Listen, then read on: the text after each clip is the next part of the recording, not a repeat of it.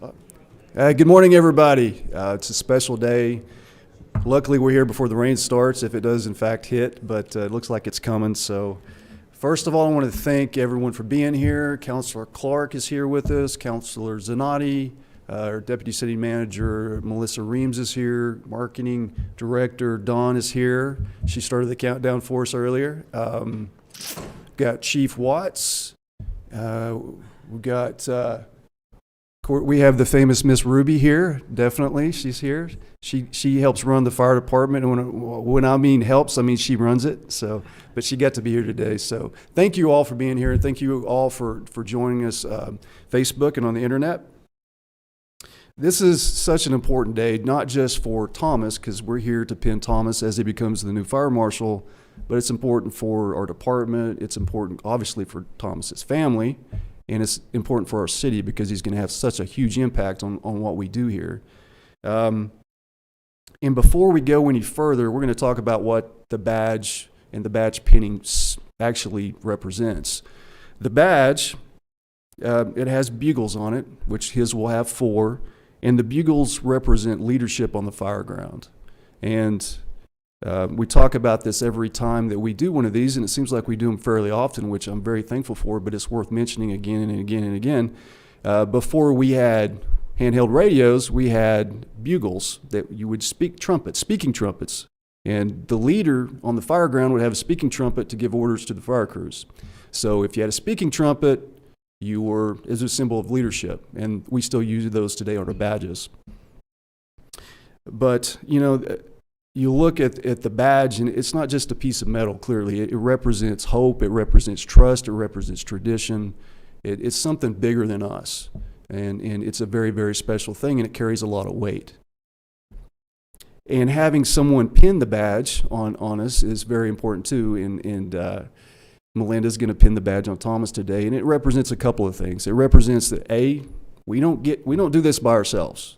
It takes a village. It takes an entire family to support us and help us do what we do, because it seems like as firefighters, when we're at work, whether we're working shift work or working 10s or 9s or whatever we're doing, the bad stuff at home happens while we're gone.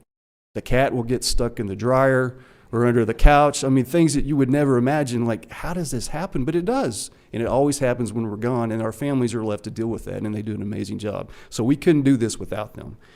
And second, it symbolizes this is a gift.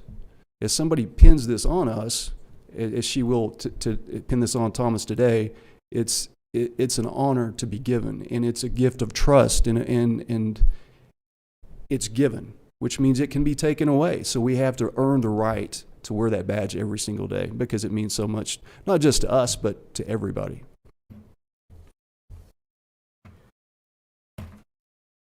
The military leader Sun Tzu taught that the greatest victory is that which requires no battle, and that is the true mission of the Fire Marshal's Office. It's about utilizing the lessons learned, collecting data, and building relationships to help prevent tragedies. And we can look back in time to help guide the future and do everything humanly possible to protect our citizens and our infrastructure. And some examples, and these are just a few, of just how incredibly important the work of the Fire Marshal's Office can be studied in the following examples. The first one is the Iroquois Theater, which was meant absolutely fireproof. But on December 30th, 1903, a fire broke out that ended up taking the lives of over 600 people.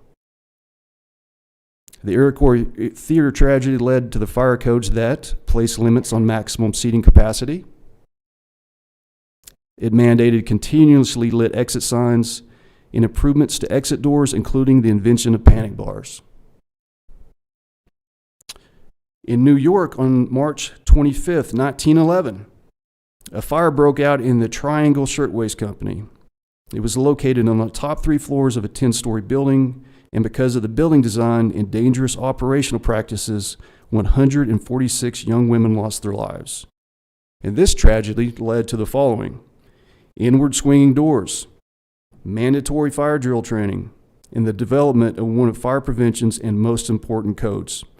NFPA 101, which is still referenced by thousands of fire prevention specialists today, and I'm sure it's being referenced at this very second in multiple places across the country as we speak.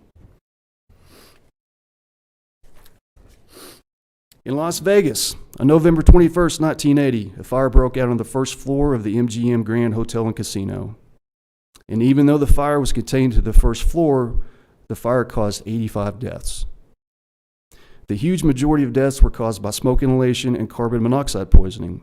And this fire led to smoke detectors in rooms and elevators, exit maps posted in all hotel rooms, and provisions to limit the movement and spread of smoke. And this is just a few of the many things that have happened, but these things,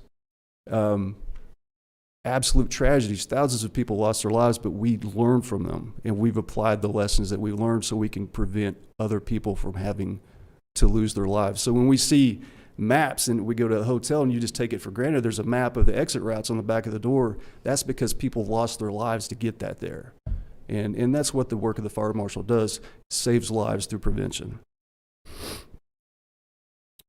So again, you collect all of these lessons that history has taught, and you work passionately to keep history from repeating itself.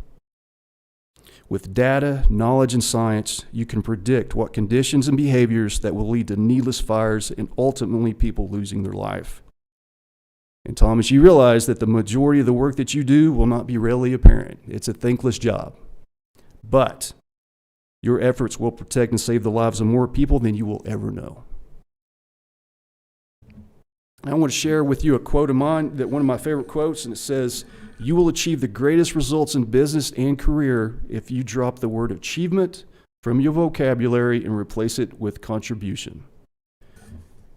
And the legacy that you leave and the contribution that you make, not just to Stillwater, but to the entire fire service, is going to be monumental. So let's talk a little bit about Thomas before we move on here. So he's been in the fire service for over 24 years. He started his career with us on July 2nd, 1998. He has been the recipient of the Stillwater Firefighter of the Year Award, and that was in 2011. Thomas promoted to lieutenant and then promoted to the chief of training. And after serving as chief of training for approximately 4 years, he promoted to the deputy fire marshal position in August of 2020. He became CLEAT certified in January of 2022, and he has been to the National Fire Academy multiple times, at least 4. You've been there more times than I have, which I'm kind of jealous, but yeah, you've been there a bunch, which is amazing.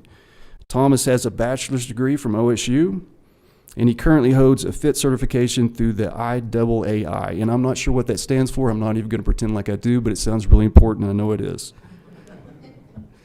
And he is a nationally certified car seat technician. And these are just a few of his accomplishments. So he has worked hard to get to where he's at, and he's earned this spot. So, without further ado, today it is my great pleasure and honor to announce the promotion of Deputy Fire Marshal Thomas Tharp to Fire Marshal Thomas Tharp. Please come up.